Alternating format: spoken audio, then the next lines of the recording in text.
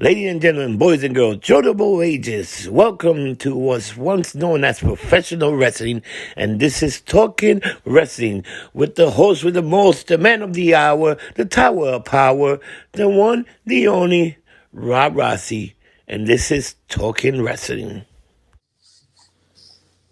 Hello, people. Welcome to the first episode of Talking Wrestling with Rob, and this is a very special episode. After watching all the trash wrestling that we got on TV and wrestling now, it's terrible. The whole thing with no fans in the arena, even when they do have fans, the fans now are not very good. They're terrible. But back in the days, we used to have wrestling when people wrestle. And I'm talking about, if you remember, if you're old enough, you will remember WCW World Championship Wrestling 605 on the Superstation TBS. Every Saturday they had wrestling from 605 to 805, and it was every Saturday. You would turn on to TBS, and they would have wrestling. And they had a show, and most of the matches were from the NWA. It used to be Georgia Championship Wrestling, then turned into the NWA with Jim Crockett. But even Vince McMahon ran that block of wrestling, but he lost it, and then Crockett Promotion took it over. But let's talk about TBS, and we're going to talk about a match that really set the standard for television back in the days. And this was a wrestler named Eddie Gilbert. Eddie Gilbert was a guy that was hot stuff. Eddie Gilbert, he came from the UWF when the promotion with the NWA and UWF got together, and you got a bunch of talent. Sting came from there, Terry Taylor, Steve William, a bunch of people came from the UWF. And pretty much when they came to the NWA, it started. But there was a wrestler named Eddie Gilbert, hot stuff Eddie Gilbert. He was with Missy Hyatt. They had the First Family, and they were teaming up with sometimes his partner was Sting, and he had like Terry Taylor. Like they had this whole little crew and stuff. And Eddie Gilbert goes to the NWA, and he started getting popular. He was a heel, then he turned into a face. But in the January of 1989, if the date is right, he started getting into a little problem with the Four Horsemen, which was Barry Windham, Ric Flair, Arn Anderson, Teddy Badger, and their manager J.J. Dillon. And man, they were beating this poor boy up, man. They were coming every day and they were beating him up, man. Eddie Gilbert was in trouble. So finally, Eddie Gilbert comes into the TBS Superstation studio in Atlanta, and he challenged the Nature Boy and Barry Windham to a tag team match because he said, hey, 2-on-1 is tough. There's no way I can ever beat you guys. And one guy is the world champion. The other guy was the United States champion. So what happened was Eddie Gilbert sets up this challenge. He said, I will be here next week, and I will have a mystery partner. And me and my mystery partner, and my partner has been involved for you. He's not scared of you guys. We'll be here. So the following week, on January 21st, 1989, 605 Superstation, the match is set up. And come to that day, Eddie Gilbert comes and he does the interview with Jim Ross. And he told him, and of course, Tony Schiavone, and he does the interview, say, I got my tag team partners here. I'm waiting for this match. We're going to go out and we're going to set up this match, and we're going to have my mystery partners here ready to go. So the match happened. Nature Boy and Barry Windham show up for the match. They're in the ring with their manager, J.J. Dillon. The referee was Teddy Long, and everybody remember Peanut Head Teddy Long. And Eddie Gilbert comes out, and Barry Windham and Ric Flair, where is your tag team partner? Who is he? You got nobody. And the music hits, and lo and behold, Mr. X is Ricky the Dragon Steamboat.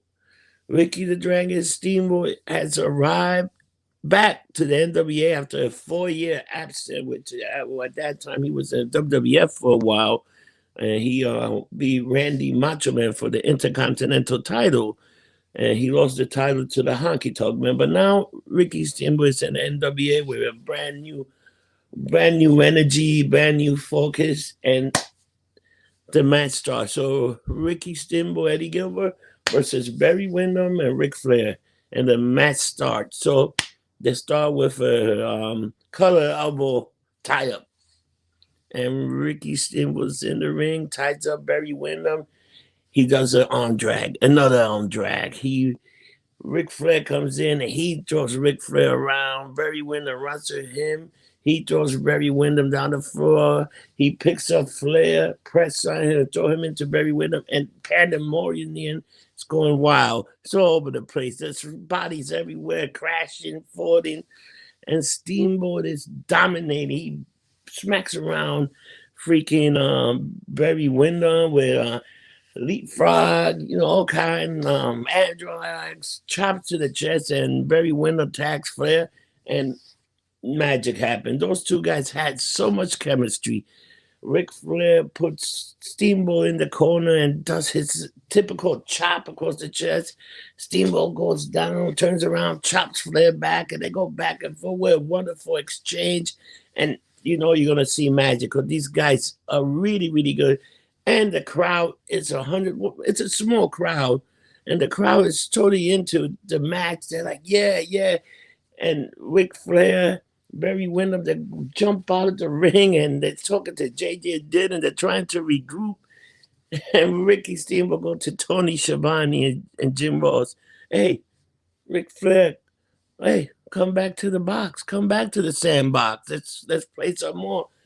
So Ricky Steamboat dominates both of them. Finally, he tags Eddie Gilbert. Eddie Gilbert's doing his thing. He's fighting the Nature Boy. He's fighting Barry Windham. But then the tides turn. Windham and Flair start beating up by Eddie Gilbert. They beat him up for a good maybe 3 to 4 minutes. They beating him up, beating him up. And poor Eddie Gilbert's trying to get the tag, but no, the heels are there on top of them. And he's struggling to get the tag. He's getting beaten. A pin to try to pin him. He kicks out to try to pin him again. He kicks out. There's nobody could kill Eddie Gilbert. And the thing is so exciting. It's like what I loved about wrestling back in the days. Like, you had the match, you had these technical skill, you had arm bars, you had figure fours, you had suplex, back plates, backdrop. It was very technical. Unlike what we have today, a bunch of flying idiots. So much high-flying crap that makes the sports look totally fake. You got to wait to catch your opponent. All this crap and this bullshit. But not this. This was beautiful, technical skill of magic. Magic, I tell you. It was beautiful. So we're back in the ring. Eddie Gilbert is getting beat up. They're beating the crap out of him, hitting him, taking out. And finally, Eddie Gilbert takes down Barry Windham. Barry Windham is down. Eddie Gilbert is struggling to go to the corner. Tag Ricky Steamboat, and Ricky Steamboat is the fresh man in, and all hell breaks loose. He starts beating the crap out of Barry Windham, Ric Flair, and everybody that he's hitting. There's karate chops, there's drop kicks, there's arm drag, there's suplex, and finally it's Flair and Steamboat. And they exchange, and finally Flair is on the floor. Steamboat climbs up to the fucking top rope. Flair gets up from the floor, and it's a beautiful flying body press across the ring onto the Nature Boy, and the referee goes 1, 2, 3, and all hell breaks loose. Ric Flair was just pinned by Ricky Steamboat.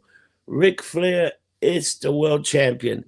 And what happened after this, it sets up a beautiful summer of love, a summer of great wrestling. It also sets up Chi-Town Rumble, where Ricky Steamboat will fight the Nature Boy, Ric Flair, for the world title.